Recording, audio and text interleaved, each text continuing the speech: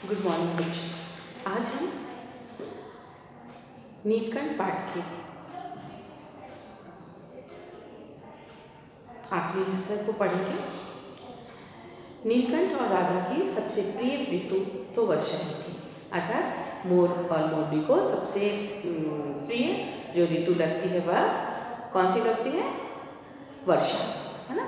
तो मेघों के उमड़ जाने से पहले ही वे हवा में उसकी सजल आहट पा लेते और उसकी मंद केका अर्थात जो आवाज़ है कि गूंज अनुगूंज तीव्र से तीव्र होती जाती और मानो बूंदों के उतरने के लिए सोपान पंक्ति बनने लगती। अर्थात बूंदों को उतरने की सीढ़ियाँ बनाते वो अपनी आवाज़ के द्वारा। और मेघ के गर्जन के ताल पर ही उसके तन्मय नृत्य का आरंभ होता।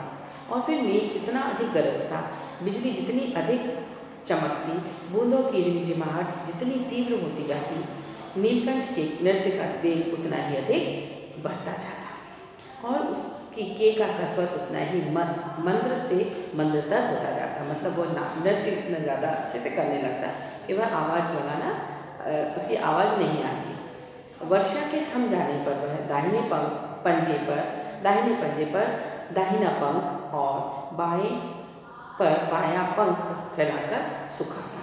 कभी कभी वे दोनों एक दूसरे के पंखों से टपकने वाली बूंदों को चोट से पी पी कर पंखों का गीलापन दूर करते रहते। इस आनंदोत्सव की रागिनी में अर्थात जो आनंद का उत्सव वे मना रहे थे उसकी रागिनी में बेमेल स्वर कैसे बज गया। अर्थात एक गलत बेमेल जिसका कोई मेल नहीं था वह स्वर बजने लगा।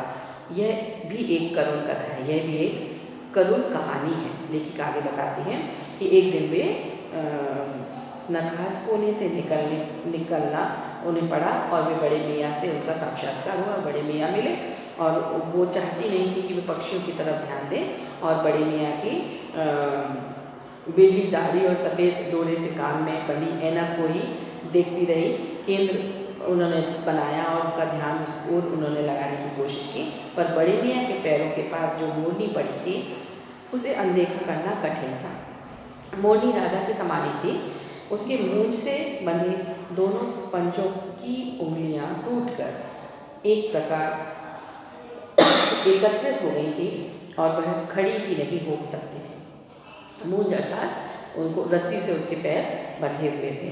नारियल की रस्सी को मूंछ कहते हैं ना। बड़े मियाँ की भाषण में फिर दौड़ने लगी। बड़े मियाँ फिर मुझे बताने लगे कि देखिए गुरुजी, कम वक्त चिड़ी मारने बेचारी का क्या हाल कर दिया है। ऐसे कभी चिड़िया पकड़ी जाती है।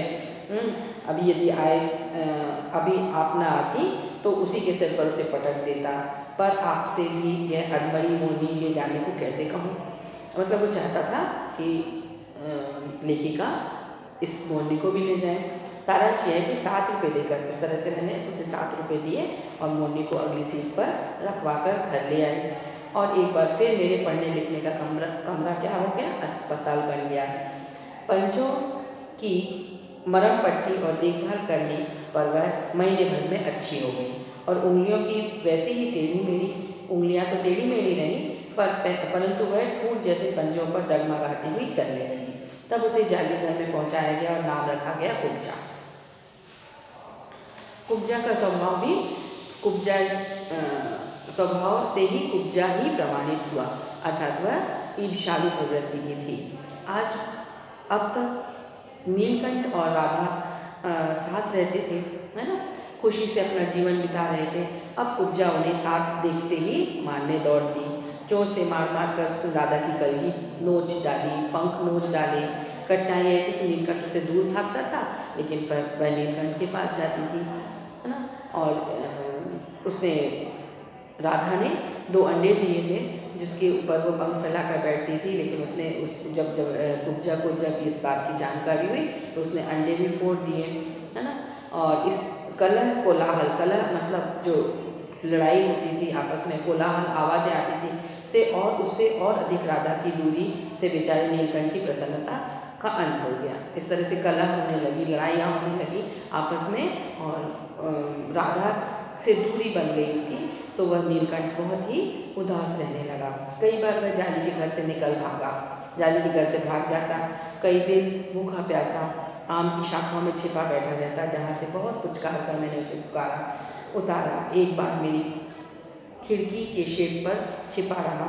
मेरे दाना देने जाने पर वह सदा की भांति पंखों को मंडलाकार बनाकर खड़ा हो जाता था, पर उसकी चाल में थकावट और आँखों में एक शून्यता रहती, क्योंकि वह राधा के साथ नहीं रह पाता था, दुखी था।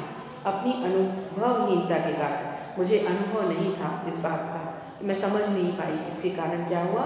मुझे आशा थी कि वे सब बातें सुधर जाएंगी, सब लोग मिलजुल कर फिर से रहने लगेंगे, मेल हो जाएगा। अंत में 3-4 मास के उपरांत एक दिन सवेरे जाकर देखा कि नीलकंठ पूंछ पंख फैलाए धरती पर उसी प्रकार बैठा है जैसे खरगोश के बच्चों को पंखों में छिपा कर बैठता था। मेरे पुकारने पर उसके न उठने पर संदेह हुआ। मुझे शक हुआ कि क्या बात है कि मैंने पुकारा और वह उठा नहीं। वास्तव में नीलकंठ मर चुका था।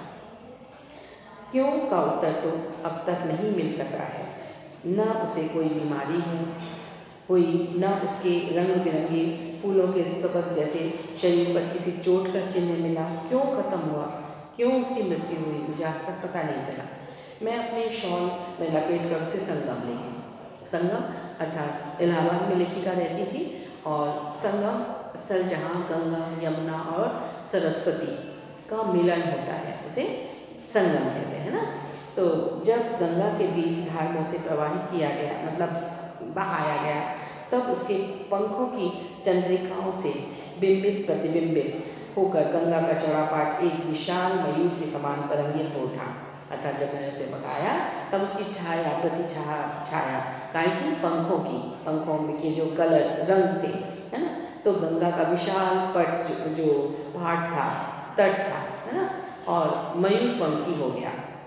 नीलकंठ के न रहने पर राधा तो निश्चेष सी, मतलब किसी प्रकार की चेष्टा नहीं करती, एक जगह बैठी रहती, और कई दिन कोने में बैठी रही। कई बार वह भागकर लौट आया था। अतः वह प्रतीक्षा के भाव से द्वार पर दृष्टि लगाए रहती थी, पर कुब्जा ने कोलाहल के साथ खोज ढूंढ आरंभ की। राधा तो बैठी रहती थी। राधा समझ नहीं पाई थी कि नीलकंठ की मृत्यु हो गई है। कुब्जा लेकिन उसे ढूंढती फिरती थी। खोज के क्रम में वह प्रायः जाली का दरवाज़ा खुलते ही बाहर निकल आती थी और आम, अशोक, कचनार आदि की शाखाओं में नीलकंठ को ढूंढती रहती। एक दिन आम से उतरी ही थी कि कजली अल्सेशियन कुत्ती सामने पड़ गई। स्वभाव के अनुसार उसने कजली पर भी चोट से प्रहार किया। उसका स्वभाव था कि वह प्रहार करती थी, चोट पहुंचाती थी, और उसने उस अल्सेशियन पर भी प्रहार किया, और परिणामतः कजली के 2 दांत उसकी गर्दन पर लग गए। इस प्रकार इस बार उसका कलह, कोलाहल और द्वेष प्रेम भाव जीवन बचाया न जा सका। परंतु उन 3 पक्षियों ने मुझे पक्षी प्रकृति की विभिन्नता का जो परिचय दिया, मतलब पक्षियों की भी प्रकृति अलग अलग होती है, प्रवृत्तियाँ अलग होती है, स्वभाव अलग होता है, इनकी जानकारी मुझे इन्हीं के माध्यम से मिली। वह मेरे लिए विशेष महत्व रखती थी। राधा अब प्रतीक्षा में ही दुकेली थी। दुकेली अर्थात 2 लोग, है ना। तो वह प्रतीक्षा करती थी और सोचती थी कि नीलकंठ आ जाएगा। नीलकंठ के विषय में ही वह उसे याद करके उसे चाहती थी कि वह आएगा, और उसकी प्रतीक्षा में रहती थी। तो दुकेली थी, उसी के विषय में सोचती थी।